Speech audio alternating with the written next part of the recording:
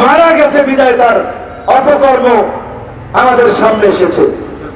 এই রকমের আরো আনার বর্তমান এই সংসদে, এই শেখ হাসিনার সংসদে আছে। এমনকি মন্ত্রিত্ব দায়িত্ব পালন করছেন।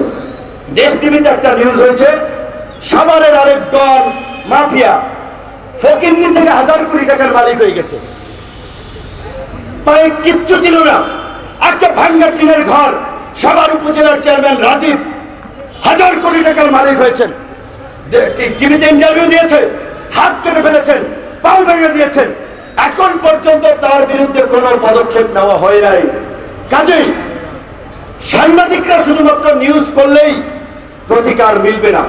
এই দেশে এখন সাংবাদিকরা আছে সবচেয়ে বড় চিপায়, পায় না বেতন, নিউজ করতে যেয়ে খায় মায়ের। আমরা তো তাও রাস্তায় দাঁড়িয়ে প্রতিবাদ করি, সাংবাদিকদের প্রতিবাদটা করে কে দেখেন?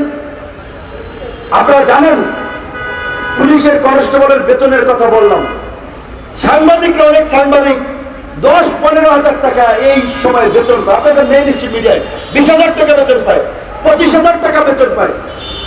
20,000 টাকার বেতনে তাদের কি হয় কোন?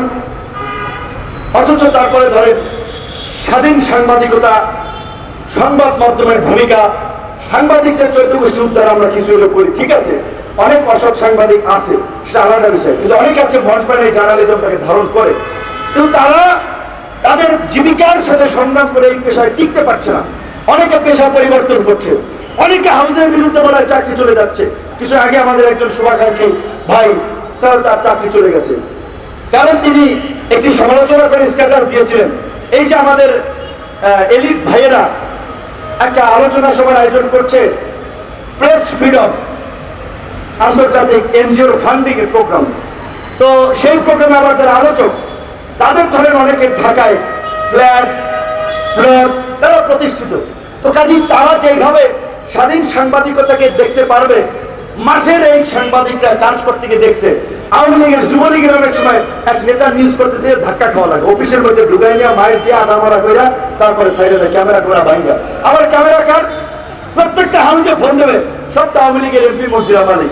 তাই ছাত্রলীগ যুবলীগ যদি আওয়ামী লীগের লোকেরা সাংবাদিকদের মারেও, ওইটা নিয়ে সাংবাদিকরা রাস্তায় প্রতিবাদ করবে বিচারের দাবিতে, যে 24 ঘন্টার মধ্যে সাংবাদিকের গায়ে যারা হাত তুলেছে তাদেরকে গ্রেপ্তার করতে হবে, এভাবে জোর দেওয়া বলতে পারে না। আনার এমপি আনার মারা গিয়েছে, কয়েক ঘন্টার মধ্যেই স্বরাষ্ট্রমন্ত্রী বলে দিয়েছে এই ঘটনার সাথে ভারতীয়রা কেউ জড়িত না। ভালো, আপনার কাছে তথ্য আছে, ভালো, আপনি ভারতকে সেভ করতে, মানে ভারতের ভাষণের নাম মুখে আনা যাবে না। তো এখন আকাম কুকাম ভারত করলেও বলা যাবে না, কারণ তারা তো ভারতের গোলামি দাসত্ব করে ক্ষমতা আছে।